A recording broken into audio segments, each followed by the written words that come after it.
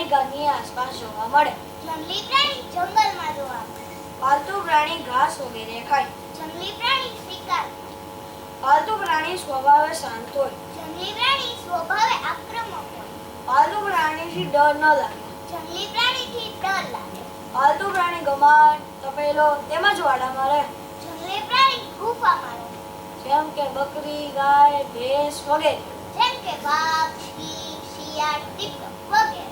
હવે આ પાઠનું નાટક સ્વરૂપે રજૂઆત.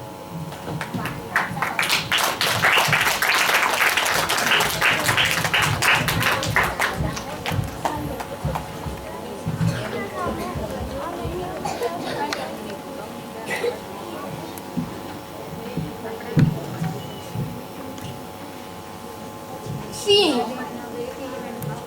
દયાળુ અને પ્રેમાળ પિતા. સિંહણ વાત્સલ્ય અને સમજદારીથી ભરેલી માતા. મોટિયો બકરીનું બચ્ચું. નાનિયો સિંહનું બચ્ચું.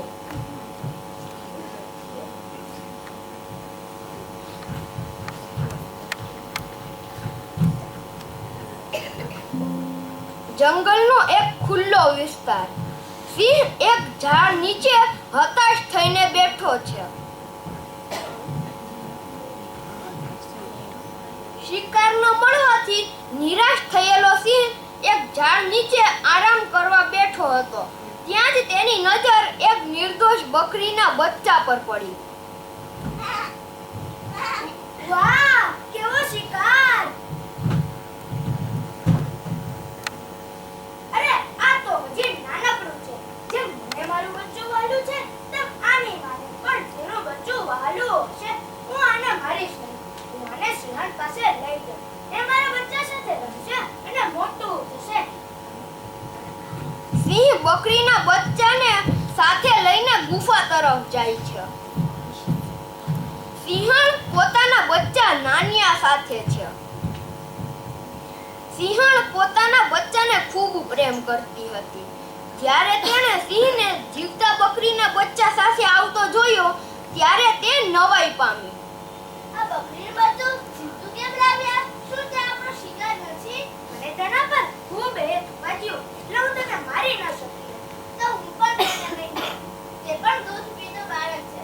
તે આપણા બચ્ચા જોડે મોટું થશે. સિંહણ હસીને બકરીના બચ્ચાને સ્વીકારી લે છે. બંને બચ્ચા સાથે દૂધ પીવા લાગે છે.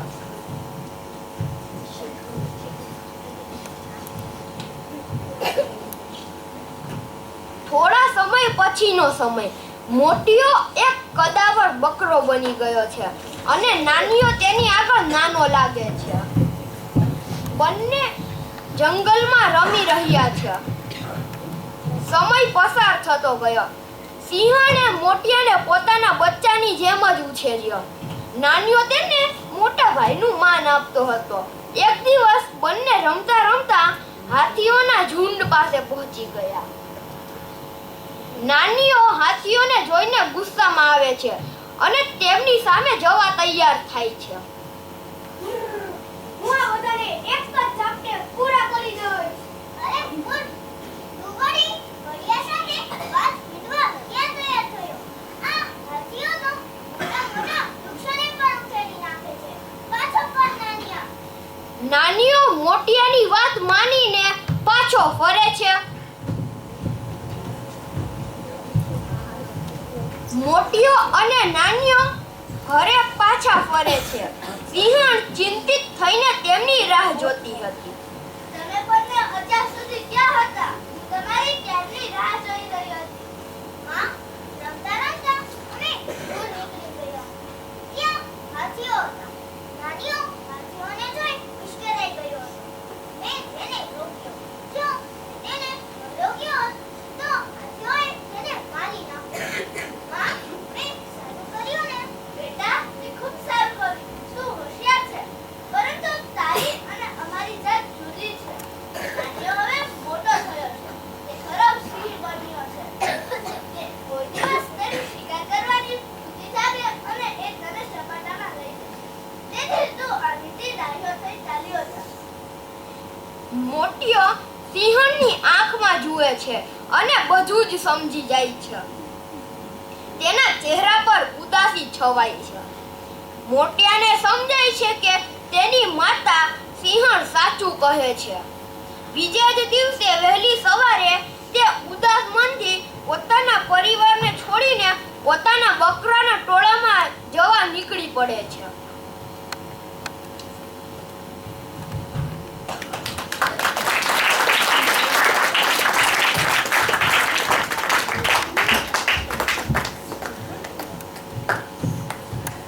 સિંહ દયાળુ છે એ કયા પ્રસંગે કહી શકાય? નિર્ભય સિંહ શિકારની શોધમાં હતો, પણ કોઈ પ્રાણી ન દેખાતા તે હતાશ થઈને ઝાડ નીચે બેઠો હતો. અચાનક તેની નજર એક બકરીના બચ્ચા પર પડી. તેને પકડી લીધો, પણ મારતા તેનો જીવ ન ચાલ્યો. વળી તે વિચાર્યું કે તે મારા બચ્ચા સાથે રમશે અને મોટું થશે. આમ વિચારીને સિંહ બકરીના બચ્ચાને સિંહણ પાસે લઈ ગયો.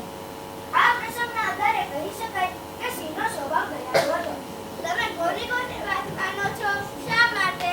ઉન્નતિ, હું મારા માતા-પિતા, શિક્ષક અને મારાથી મોટા વડીલોની વાત માનું, કારણ કે એ આપણા હિતની હોય છે. આપણે મોટા ભાઈ બહેનની આજ્ઞા પાળવી જોઈએ. શા માટે? ઈશાન, આપણે મોટા ભાઈ બહેનની આજ્ઞા પાળવી જોઈએ, કારણ કે તે આપણા હિતની હોય છે. તમને સિંહનો સ્વભાવ ગમ્યો? શા માટે? નિશા, હા, મને સિંહનો સ્વભાવ ગમે, કારણ કે સિંહનો સ્વભાવ દયાળુ હતો. તમે સિંહ હોત તો તમે શું કરત? મહેશ્વરી, જો કોઈ સિંહ હોત તો બકરાના બચ્ચાને બકરીના ટોળામાં મૂક્યા.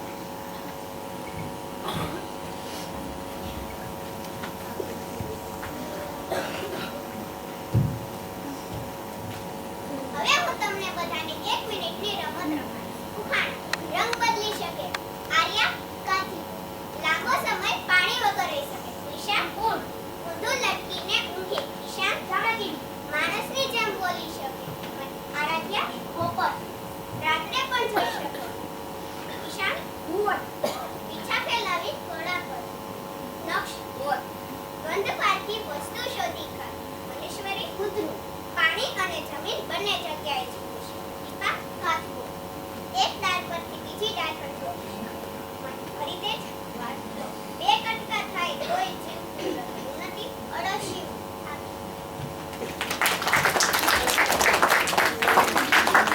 આમ MLV એ માત્ર એક શૈક્ષણિક પદ્ધતિ નથી, પરંતુ તે વિદ્યાર્થીઓને આત્મવિશ્વાસ, આજીવન શીખનારા બનાવવા માટે સશક્ત બનાવી એક ચાવી છે. શીખવાની પ્રક્રિયાથી વધુ અર્થપૂર્ણ બને છે. હવે ધોરણ 4B ના વિદ્યાર્થીઓ પ્રસ્તુત કરશે.